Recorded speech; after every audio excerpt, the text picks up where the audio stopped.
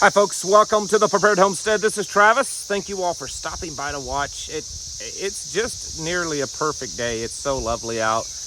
Temperature is just right where it should be. You know, it's not too hot to where you're just all hot and sweaty, but nice little bit of a cool breeze. Those storms that came through, even though they did some damage, it's definitely cooled us off. Added some water to the creek, as you can see there. And for those of you that are wondering about the storm damage in our area, I can give you a little bit of a first-hand knowledge. I've been in communication with some of the local authorities around here, especially the areas that were hit by the tornado. And they're saying that fortunately, most of the damage was in areas, or most of the path that the tornado took was in very rural areas. So there is very minimal damage. Only a few homes were hit. Mostly it was outbuildings and barns that received damage. And they're telling me that for right now, they have everything under control with their local departments. So the local fire department and, local neighbors and stuff are handling it. But they said they would absolutely let me know if they needed more help. So we're on standby just in case that's needed. Today's the first day of cleanup, and so a lot of times the local people handle that, and then at some point they may need to go home and take a break and then bring in kind of relief volunteers. So we may end up doing that. But fortunately in our area, there were no fatalities, and the only injuries were very minor. I did see a couple of reports of some fatalities down in Arkansas, I believe maybe 2. So definitely remember those folks in your prayer. And I know I'm going to address this because every time I talk about these storms or weather, I get people, don't you know this has been manipulation? And I am very well aware of weather control and manipulation. I would agree that there's probably some of that going on. I've lived in the Ozarks all my life. And so the weather that we're seeing with the storms and the tornadoes, honestly, doesn't look that much more unusual than other years. Some years are worse than others. We've actually had the last few years have been pretty decent. We haven't had too many severe storms, and this year is a little bit worse. So I don't see that all of it is all manipulation, unless they've been manipulating things for a very, very long time. I think a lot of it is just a natural cycle, but I will also agree that there is, definite manipulation being done. They're able to see clouds and spray things and other ways to manipulate the weather one way or the other. So I get it. I think it's a little bit of both.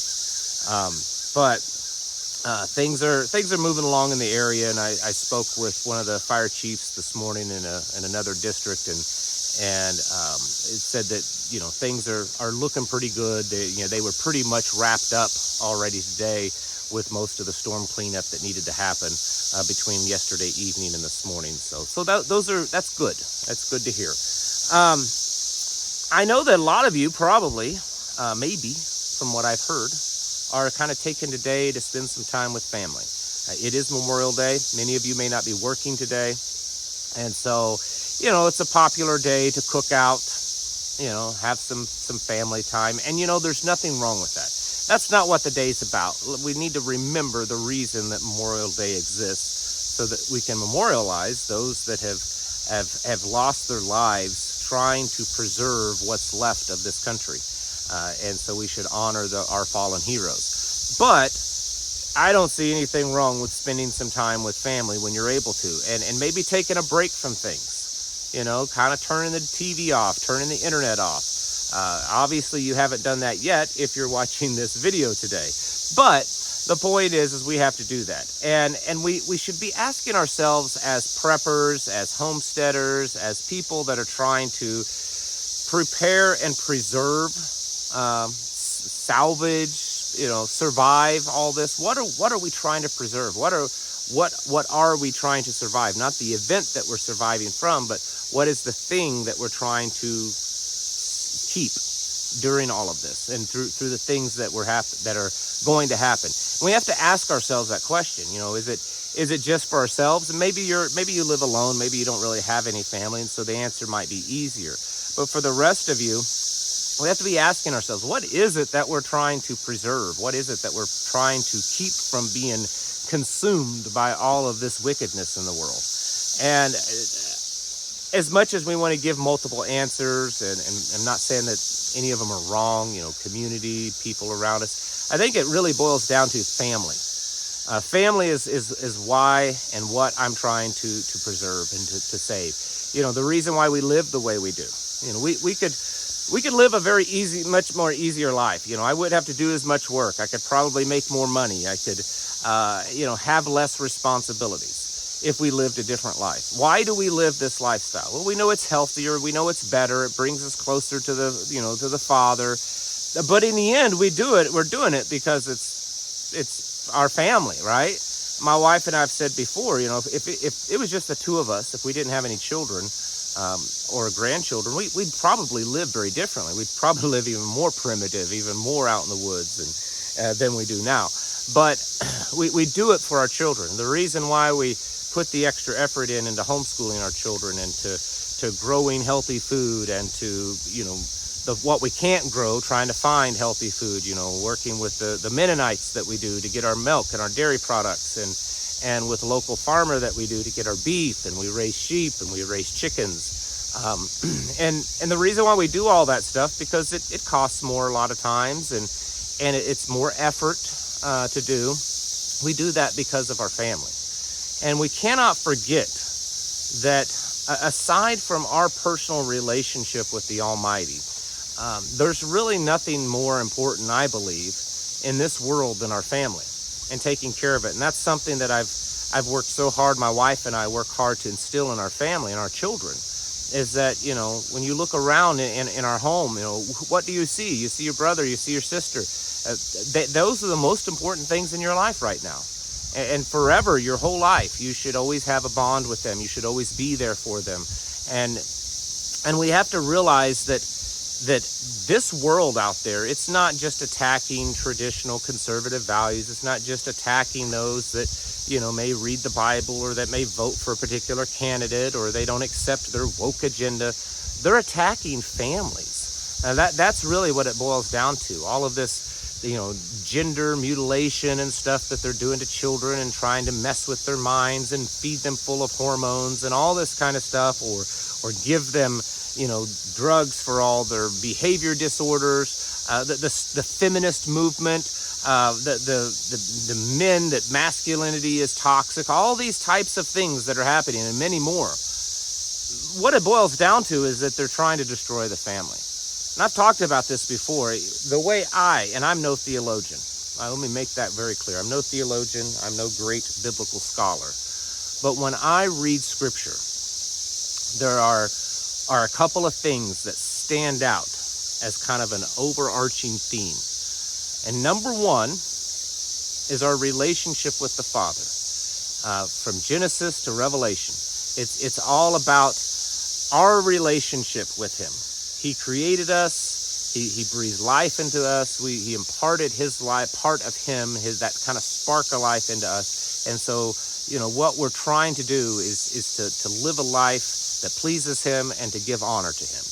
And then secondly is family. There's tons and tons of scriptural references that I could go to of how important it is to have a family, the husband and the wife, and the parents and the children, and there's all sorts of references. There's references of comparing our relationship with Jesus as a marriage or as a family. We're referred to as the children of the Father. There's always these references of family. So in my opinion, aside from our relationship with our Almighty Creator, there's nothing more important in our lives than our family. And so while we are preparing, while we are becoming self-sufficient, while we are building relationships with people around us and trying to figure out a survival plan for the doom and gloom that's coming at us. It's already here, and it's just getting worse. We cannot forget the importance of family, the importance of building a system that our families can survive. And if what you're doing ends up isolating your family, if what we're doing is actually antithetical to our family, then maybe we're doing it wrong. Maybe we should figure out a different path. If you're putting all your effort into stocking up on food, stocking up on bullets, developing skills, but you've put no effort into strengthening the relationship with your wife or the relationship with your children, have you really done any good? Have you really prepared yourself more? Because, again, I believe our highest priority is to have a strong bond with our family. And if you look at all the stuff that's gone on over the last few years, starting before the pandemic, of course, but let's just make it easy and say since the beginning of the pandemic,